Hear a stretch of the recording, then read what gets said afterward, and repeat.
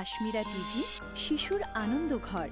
আমাদের চ্যানেলটি লাইক দিন, কমেন্ট করুন এবং সাবস্ক্রাইব করতে ভুলবেন না। 4 ভাই বোনের গল্প।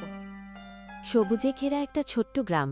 সেখানে থাকত 4 ভাই বোন, আশমিরা, রাইছা, আনাজ আর মাসরুর।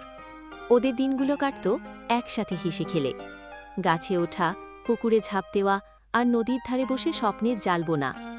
ওদের শৈশবটা ছিল একদম জাদুময়। ওদের বন্ধনটা ছিল এতটাই গভীর। এক গরম ভোরে আশমিরা দৌড়ে এসে রাইছা, আনাজ আর মাসরুরকে বলল, দেখেছ, নদীর পানি প্রায় শুকিয়ে গেছে। আমরা কোথায় গোসল করব, কোথায় মাছ ধরব? সবাই খুব চিন্তিত হয়ে গেল। তখন রাইছা বলল, এটা তো খুব বিপদের কথা, আমাদের কিছু একটা করতে হবে। আনাজ মাথা চুলকে বলল, আমার মনে হয় আমরা সবাই মিলে গ্রামের সবার সঙ্গে কথা বলি। পানির অপচয় অনেক বেশি হচ্ছে। সেদিন সন্ধ্যায় তারা গ্রামের মাঠে একটি জল সভা ডাকল। সবাই এলো, বড়রা, ছোটরা, এমনকি স্কুলের শিক্ষকেরাও। মাসরুর সাহস করে বলল, প্রকৃতি আমাদের পানি দেয়, কিন্তু আমরা যদি সেটা অপচয় করি একদিন কিছুই থাকবে না। একজন কাকা বললেন, আমি দেখেছি অনেকেই ট্যাপ খুলে রেখে দেয় আর পুকুরের পাশে পানি ঢেলে খেলে। সবাই একটু লজ্জা পেল।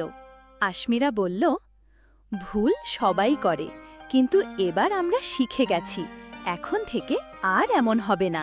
তারা ঠিক করল কিছু নিয়ম তৈরি করবে।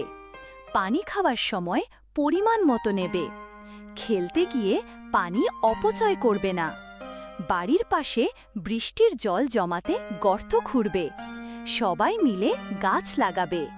1 সপ্তাহের মধ্যেই গ্রামের চারপাশে বদল দেখা গেল। গাছের পাতায় শিশির জমতে লাগল, পাখিরা গান গাইতে লাগল, পুকুরে একটু একটু করে পানি জমতে লাগল। একদিন আকাশ কালো হয়ে এলো আর হঠাৎ শুরু হলো জোর বৃষ্টি। সবাই ছুটে এলো বাইরে। 4 ভাই বোন হাত ধরে আনন্দে নাচতে লাগল। রাইচা বলল, দেখেছ, আমরা যত্নে রাখলে প্রকৃতিও আমাদের ভালোবাসে। গ্রামের প্রধান এসে বললেন, তোমাদের মতো ছোটদের কাছ থেকে অনেক কিছু শেখার আছে, জলই জীবন।